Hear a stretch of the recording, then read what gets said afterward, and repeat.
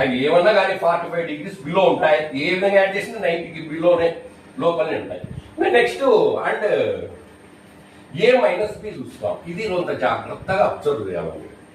ఇక్కడ ఏ less than B అన్నాడు అంటే ఏ అనేది బి కంటే చిన్నది. బి 40 degrees అనుకుంటే అప్పుడు ఏ 30 degrees, ఏ మైనస్ బి చూస్తాం.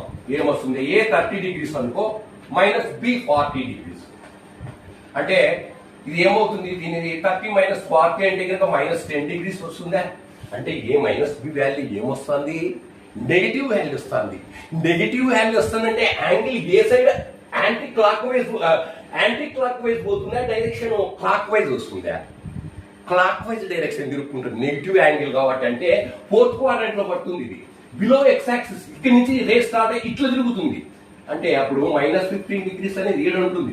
ఇది ఏమైతుంది? -5/2 అవుతుంది. అంటే A minus B lies in the 4th quadrant. 4th quadrant లో పడుతుంది ఏ మైనస్ బి అనేది.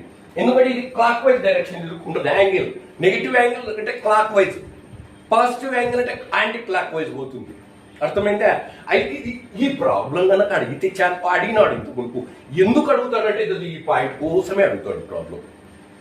ఇది చూస్తారు ఆ ఎగ్జామినర్ టీచర్ కరెక్షన్ చేసే వాళ్ళు ఇది ఏం రాసినాం అనేది చూస్తారు. ఆడే తెలిసిపోతుంది మీరు కరెక్ట్ చేసినారా లేదా ప్రాబ్లం అనేది. అంటే ఏ మైనస్ బి ఎక్కడ ఉంటుంది? 4th quadrant. అంటే 0 to -5/2 ఇట్లా వస్తుంది యాంగిల్. -5/2 అంటే 0 లెస్ దాన్ -5/2. ఇదో ఈ క్వాడ్రంట్ ఉంటుంది. 4th క్వాడ్రంట్ లో పడుతుంది. అర్థమైందా? ఇంప్లాయస్ అంటే అప్పుడు ఏం రాయొచ్చు? ఏ ప్లస్ బి అనేది first quadrant. A plus B lies in the first quadrant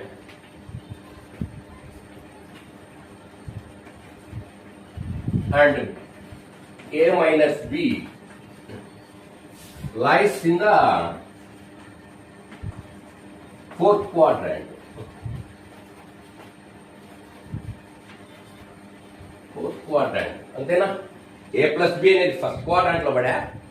A minus B అనేది యాంటీ క్లాక్ వైజ్ పోతుంది కాబట్టి క్లాక్ వైజ్ వస్తుంది కాబట్టి ఏ మైనస్ బి అనేది 4th క్వాడ్రంట్ లో పడుతుంది.